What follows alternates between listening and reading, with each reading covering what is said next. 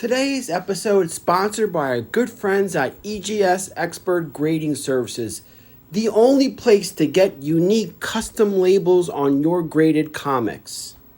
Along with our other grading partner, PGX Comics. If you're looking for a more traditional looking slab, PGX is the place to go, shipping nationwide.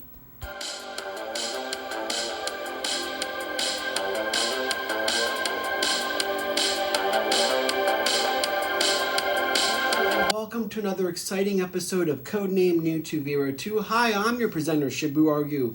Well, today we're going to do part 4 in our GIJoe Graded Comics special. That's right, I've been kind of not keeping up with these. I think the last one we did was about 3 weeks ago. So what I do, in case you're new, and a lot of my regulars have seen these during our unboxings of PGX and EGS Comics. So to my regulars, I apologize. But to a lot of G.I. Joe fans, this is fun. I randomly pick 4 books that I had graded. We showcase the book, talk about if it's worthwhile to go and utilize these grading services. And once again, this channel has been sponsored and supported by our good friends at both PGS and EGS Expert Grading Services. And if you're new, I was once a CGC person, but the fact of the matter, it's just dangerous having one grading company be the dominant in the market. My profession of a former government auditor and data analyst working with defense contractors for 18 years, I kind of am able to see some things that, some people may not understand.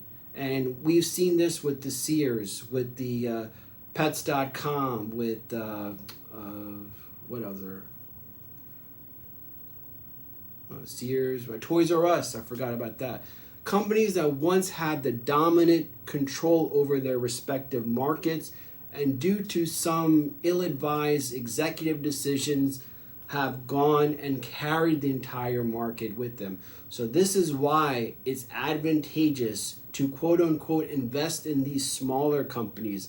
And if there's issues in the past, if there's been issues in the past, you kind of in some message board, come on, these companies, they're small, they're less than 25,000 employees, so they're working hard. I've been getting nothing but excellent customer service, fast turnaround times, and a quality product. And a lot of followers of this channel have utilized these services from these 2 companies and have thanked me for recommending them. So if you're one of these CGC guys, hey, with all due respect, you're entitled to do that, and I'm not here to convert anybody. But if you're looking for an alternative, if you're looking to pass this hobby down to another generation, consider using both. I think they're fantastic. I'm not going back to CGC. I don't want to be a corporate lackey. I don't want to, pay for second-class service. Anyway, and because since I have one of the most G.I. Joe collection that are already graded, I figured that this would be fun and advantageous. So let's start with the first book in episode 4 in the G.I. Joe Graded Comic Special. Usually I pull out 4 books. I think that's a good number for, a nice 10-minute showcase and discussion. But today we're going to do 5. Why? Because the book, and a lot of people in the G.I. Joe community have seen this book, and I shared it with them. It's just something really special, and it's moved up to number 1 in my collection. That's right. This book is the most valuable book to me personally in my entire collection, and that's because of the meanings behind it. So Larry Hama was gracious enough to sign issue number 275 to me. It says my name on it. It says to Shabir, Larry Hama, 2021.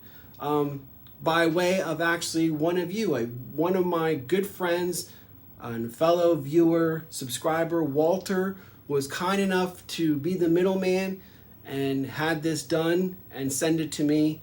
And Larry and I have actually had a conversation after we looked at issue number 286, if I'm correct, where he introduced a character named Mongoose. And I had told him how much introducing Mongoose is to me, because finally I have a G.I. Joe character that looks like me. He has the same color, same fate, same everything. So it took 40 some odd years, but how that feels, you guys, are lucky if you're black or white or even Native American or Asian American. You guys are really lucky.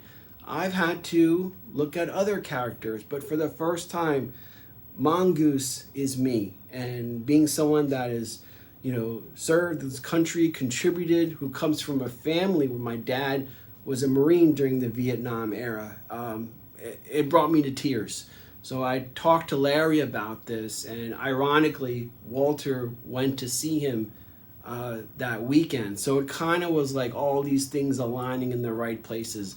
But this is a great issue. I think it's symbolic, nothing big, but I like the fact that it had all the active Joes, one half, or what was it, 3 covers that they did this? I think 2. So I think either 274 or 276 where they finished it. But I like the fact that we have a corner of those Joes that are no longer with us, the fallen Joes. So you have active duty and then remembrance of those fallen Joes. This is a perfect cover with Larry Hama's signature on it to me. And I like how PGX, pointing out that it's signed, giving it a different label on the top, and even on the top, on this top right here, making it distinguish and pop. I know a CGC has like the yellow thing and but again, I like how it's subtle, but it pops still. It's distinguishable over all the other graded books, and this means a lot to me. I think it's really good. And EGS is going to cover the second book that Larry Hama signed, and they're going to put on a custom label for that one. I can't wait for that to come back. So make sure you stick around.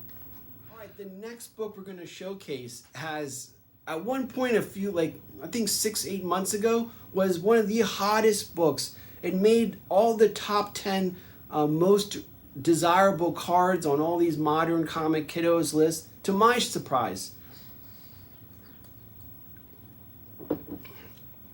And I'm talking about G.I. Joe issue number 32. This is the first appearance of Lady J. So why would that be so big? Well, that's because Amazon was in development of a Lady J series, basically focusing on her covert operations. So even non-G.I. Joe fans were taking this book. At one time, you could pick up for maybe $3 to $5 in a lot of these back bends, and jumped it to $30 to $50 raw, not even graded. And I've always said this about G.I. Joe, and it holds true. G.I. Joe getting high grades is really tough, because 90% of the time it ended up in little boys' hands. And what you guys remember from when you were kids, you read, reread, and those G.I. Joe books took a beating. So to get books in almost 9 or 8s is really tough, and it could be done, but you shouldn't be so mad. The most important thing I tell a lot of the fan base and friends and subscribers is, don't be fixated on numbers. Like, oh, I got a 9.8. I mean, the fact that you have a book, and it could be, for example, Secret Wars number 8, the iconic Spider-Man in the black costume. I have one. It's not a 9.8. It's in the 7s. You think I give a damn? No. The fact that I got reunited with the book from my childhood, and it looks nice, no one cares when they visit us in the retro room over here. They just see the book, and whether they bring their kids with them, they're like, hey, Daddy had this book. And that's what makes it a lot of fun. When people come to visit, they bring their kids in the retro room and they share their stories with their kids. Just knowing that I'm a part of, in a small way, of that connection between father and son and daughter. I mean, me and Mrs. Codename haven't had kids yet. We're going to hopefully fix that soon. But, in the meantime, playing cool uncle or cool friend is okay. But again, this is a book Now that it has cooled down a little bit, see if you could go back in the back bends of, you know, your local comic shops or take a distance. You might get lucky and still find this issue in a lot of these back bends for really cheap.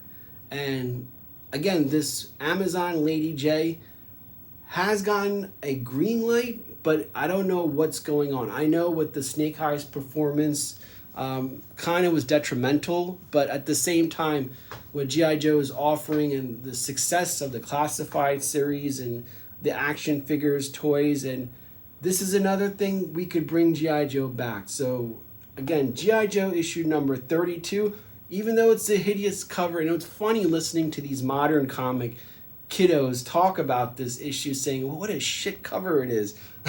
But, you know, it is what it is. But again, yellow, this is a tough book to get in high grade. And this one is a newsstand edition too. So I'm glad when I actually had 3 of these. So 2 of them were sold off at nice prices. I'm glad to pass them on to a fellow collector.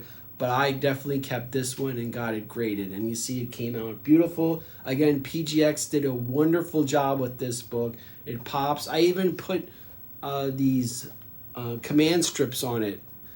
Hanging. I would be careful doing that if you don't know what you're doing. There's not much of a... You don't want to do it. You want to make sure they click in place and put more than one. I don't do that anymore with PGX books. I had an incident.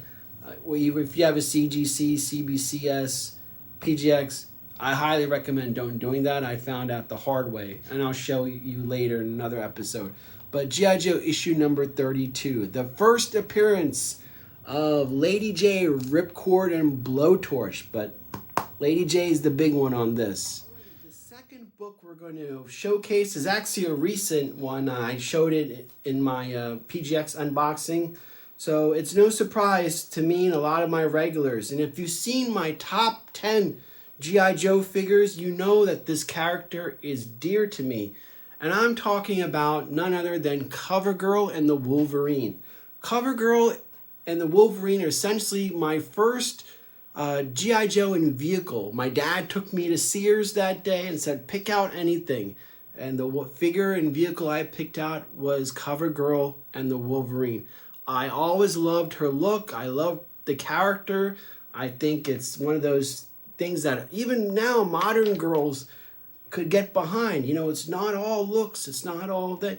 It's hard work. It's knowledge. It's education. And the desire and drive to achieve that which you want. So what can be more relevant in today's world than Covergirl? And with that, we're going to look at G.I. Joe issue number 16. And this is the first appearance of Covergirl and Tripwire. The story itself is absolutely amazing. We got, you know, Cobra Commander wanting to off Destro and having to make a choice when Hawk and Destro are fighting who to shoot. And end up shooting Hawk in the back. And then, of course, Baroness is presumed dead after coming to Destro's rescue. A lot of shit happens, a lot of good stuff. This is a great story by itself. And the fact that it was actually brought up in Key Collector, the Key Collector app was what this, it's kind of like a blue chip Wall Street, like MSNBC for comics. They had signal and alert that this is definitely a book that modern comic people should pick up. I don't know if it's connected to the Lady J Amazon thing yet, but I don't know. I mean, I asked the guy, since I'm friends with him, you know, what's the deal? Why suddenly you put this issue? But nonetheless, it's good to it's a great cover by itself. So it's definitely one. And getting this at a 9.0, this is a win-win-win-win. So I'm glad I have it. It looks beautiful, presents great. I just like that old school Cobra Commander look. Out of all the characters, I think those early 80s, like how Cobra Commander from issue 1 to probably, you know, issue number 20, he had that distinct look. And that's classic Cobra Commander. So this is definitely a great book to pick up and send in. All right, since we've been giving a lot of PGX love, let's give some EGS love. And this is why I love EGS Comics and why it's good to get them and invest in this company by sending in your comics. Now, G.I. Joe issue number 280 in itself is an Untold Tales, kind of like a special mission solo Baroness adventure, where she goes to a country. Major Blood is out there with his own intentions and screwing up things. But while it's not so big in itself, the John Royal cover is. Wow.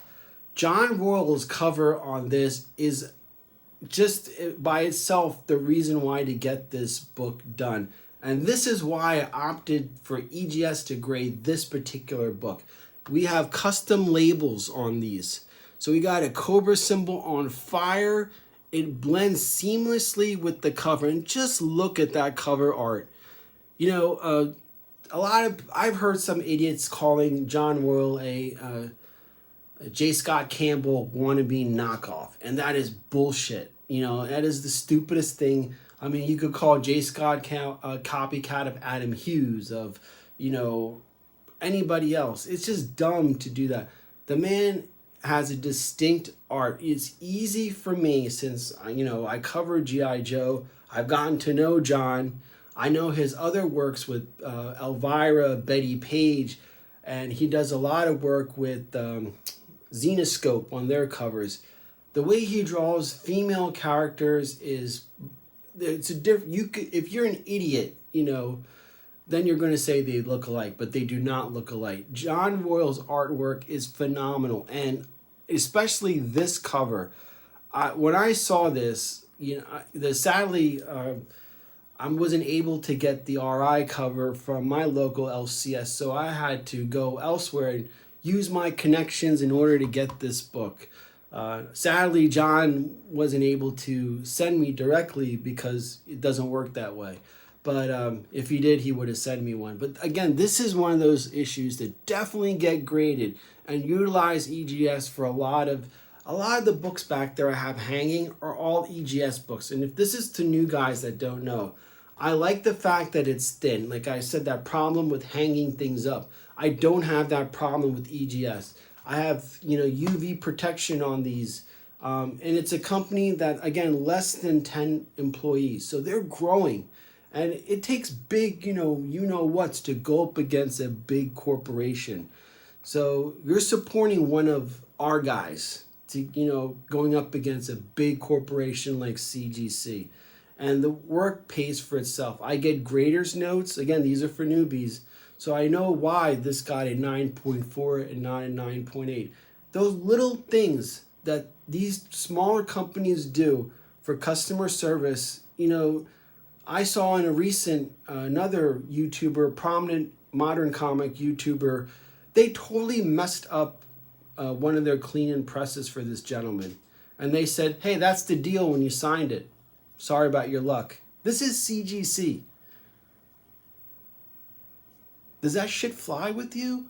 I mean, we're the consumers. We're the ones that, you know, they're working for us. They're acting like they're doing us a favor. No.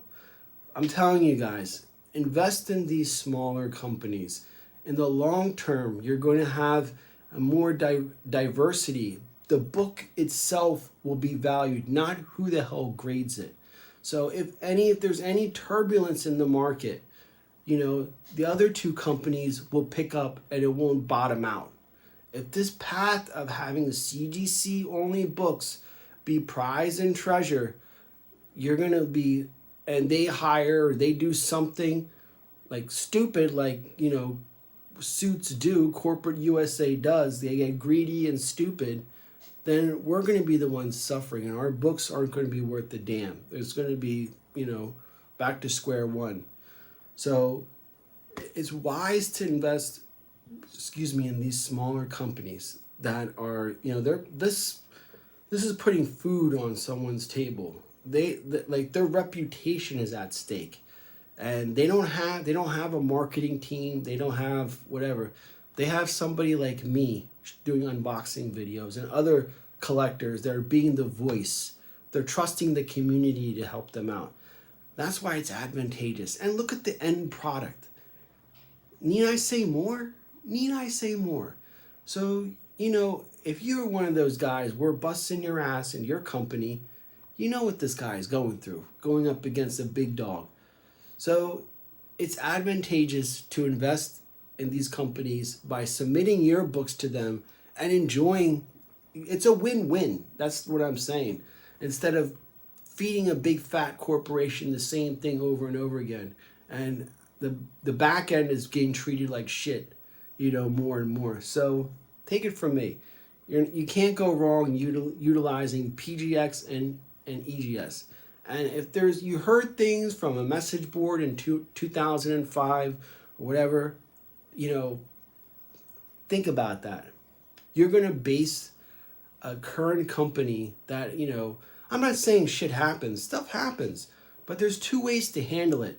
A, is that company going to do what CGC just did to this guy and be like, hey, you know, it is what it is. Deal with it, buddy. Or you're going to deal with companies like PGX and EGS. They're like, oh, you know, we're going to... Actually, the good story about this is something did happen in the pressing of this book. And, you know, the EGS bought another one and graded it. Did you hear that? During the pressing of this book, an accident did happen. And they notified me, and they said they were going to make it right. They got another copy of this book and graded it. Need I say more? Need I say more? All right, so the last book we're going to showcase, I figured it's good to bookend both with Larry Hama's signatures. Now, this book, you know, was just...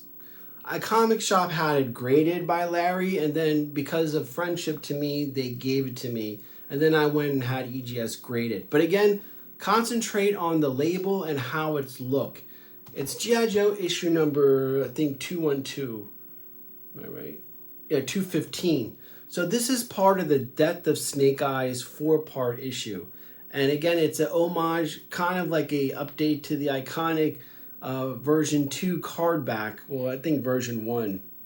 Yeah, it's weird. It has version 1, but it has version 2 in it. So it's just like a smorgasbord, supposed to look like a G.I. Joe action figure on card back. This is the Hall of Comics action figure exclusive. So this is an exclusive, actually, cover. I got another one for Cobra Commander. I think that was 236. But that's like a carbon copy of his version 1.1 action figure. This one is kind of like an imagination, a hybrid of two. But again, it looks great. I opted, because this was one of the first books I had graded, I just opted with the color scheme, not a pure custom label. But the red and black, you know, Rutgers University colors, that's my alma mater. I love red and black. NWO Wolfpack, rest in peace, Scott Hall. But again, I just like how this book came out.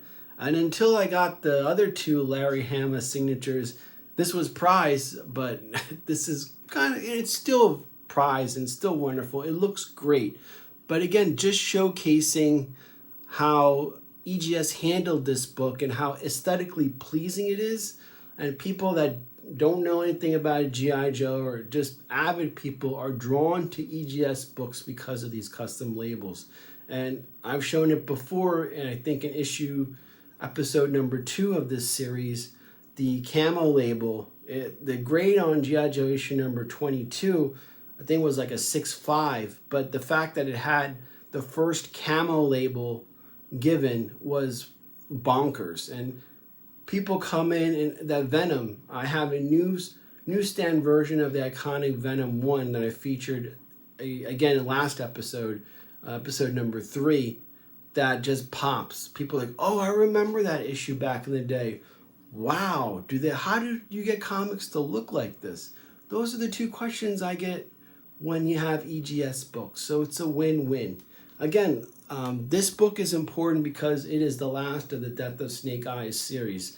You know, they had buried Snake Eyes. Now Sean Collins is assuming the mantle of Snake Eyes because it's imperative that Cobra doesn't know that the original Snake Eyes is dead.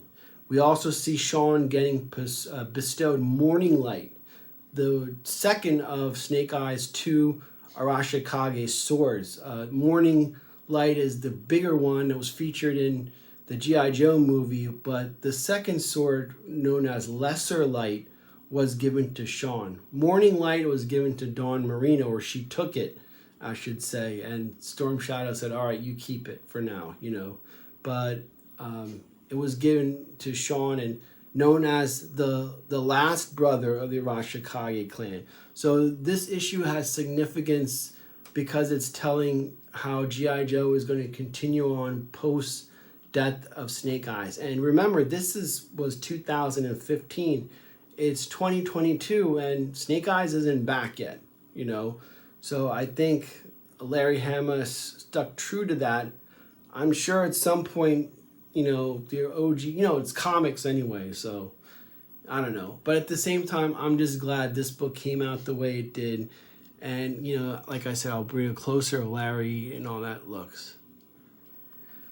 Alrighty, so again, if you're interested in getting your comics graded, click on the links below. I showed you two styles. I showed you the PGX and the EGS version. So depending on what you want, how you want your books to come out, it's good to go with both companies. I use both companies, and I'm thrilled to death with the level of service, with the final results, the feedback I get from people that gaze upon them. And I'm sure you're going to be happy too. Investing in these companies is investing in this hobby's future. And if you're a G.I. Joe guy, you know, and Transformers guys, all of us Gen Xers need to start utilizing these services. By going about getting your comics and graded, you're actually leaving your loved ones with some monetary, you know, asset that they could do whatever they wish to do. It makes it a lot easier for them. So enjoy it, pass it down, but at the same time, remember your loved ones, you know, what they could do with it. You know, it's entirely up to them. But utilizing these services is imperative because bags and boards don't cut it. A lot of our books are 30 to 40 years, if that, and it just doesn't make sense to do it. But be selective. So that's what this series is about. Since I've already utilized these on many of my iconic Gen X era books, I showcase it to you so you can make that decision for yourself. Anyway, this is Shabu Are You. Stay tuned. We're going to look at another G.I. Joe comic recap as well as another unboxing next month for PGX and EGS. So stay tuned. Make sure you hit that subscribe button. And I think also next month we're going to do issue number 2 of the Saturday Morning Adventures of G.I. Joe, which is a return to the Sunbow series. And also make sure you check out our fellow G.I. Joe content creators. We need you guys, you know, not just me, but every one of these G.I. Joe content creators. None of us make money. This is all out of love and support. So just getting that pat on the back is all, you know, I make good money. I'm okay. I don't need, you know, donations or anything like that. So this is just serving the community. I don't get anything out of it except that. So this is Shabu Are You. We'll see you next time. And also happy birthday to 3D Joes, Carson from 3D Joes. I want to wish you a happy birthday, my friend. Man, that guy is the reason why I'm here. He's the one that said we need more, you know, as someone that served dealing with PTSD. Me, Carson's the one that helped me, said get out there, make content, help show the community that how diverse G.I. Joe is. So thank you, Carson, once again, and happy birthday. This is Shabu Are You signing off.